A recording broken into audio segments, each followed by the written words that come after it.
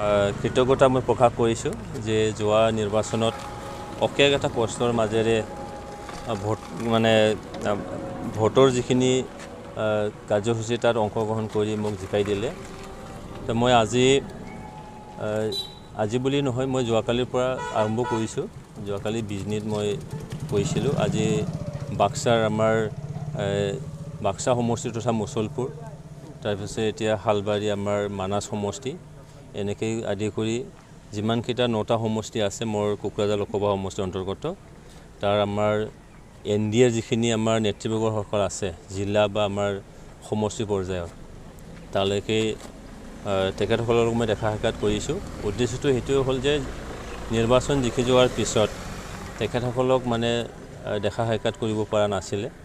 দেখা সাক্ষাৎটো মই কৰিলোঁ। তাৰপিছত আমাৰ সাংসদ যিটো পুঁজি আছে, সেই সাংসদ পুঁজিটো কেনেকৈ ব্যৱহাৰ কৰিব পৰা যায় সেইখিনি তেখেতসকলক মই আলোচনা কৰিছোঁ।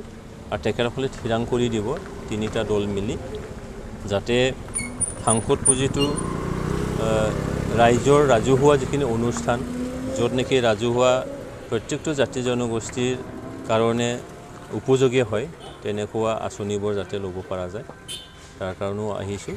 আৰু কৃতজ্ঞতা এটা প্ৰকাশ কৰিব লাগে, সেইটোৰ কাৰণে আহিছোঁ। আৰু বাকী সমস্যাবোৰ যিমানখিনি ৰাস্তা ঘাটৰ পৰা আৰম্ভ কৰি যি সমস্যাবোৰ আছে, তেখেতসকলক মোক অৱগত কৰাবলৈ মই অনুৰোধ জনাইছোঁ। আৰু তেখেতসকলে নিশ্চয় অতি শীঘ্ৰে সেইখিনি অৱগত কৰিব।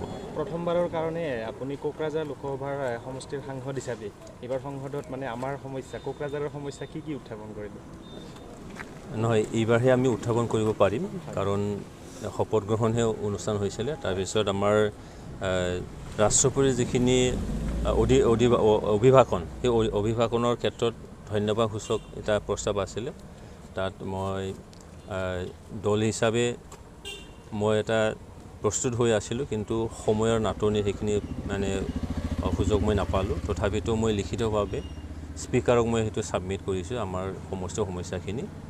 নিশ্চয়কৈ এই সমস্যাখিনি আমাৰ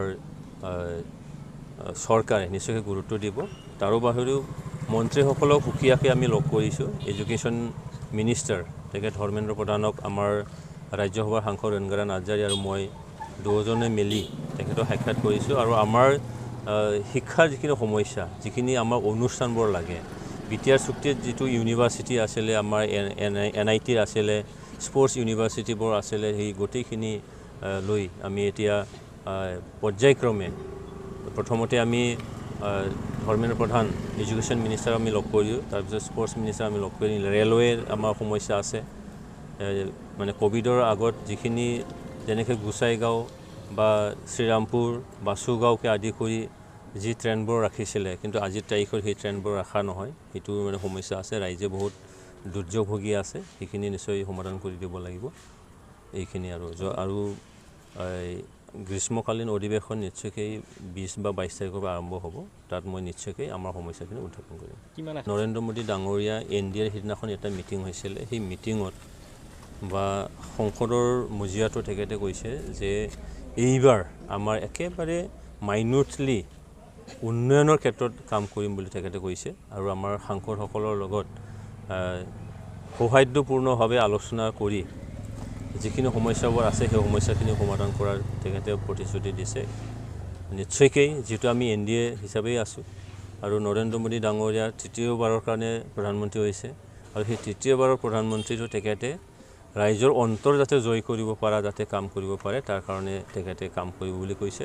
মই আশা ৰাখিছোঁ কোকৰাঝাৰৰ সমস্যাখিনি নিশ্চয়কৈ আমি এইবেলি, অকল কোকৰাঝাৰ বুলি নহয়, আমাৰ অসম বা নৰ্থ ইষ্টৰ যিখিনি সমস্যাবোৰ আছে, সেই সমস্যাটো এই তৃতীয়বাৰৰ যিখিনি চৰকাৰ, সেই চৰকাৰ নৰেন্দ্ৰ মোদীৰ নেতৃত্বত সমাধান হ'ব, এইটো মই আশা ৰাখিছোঁ।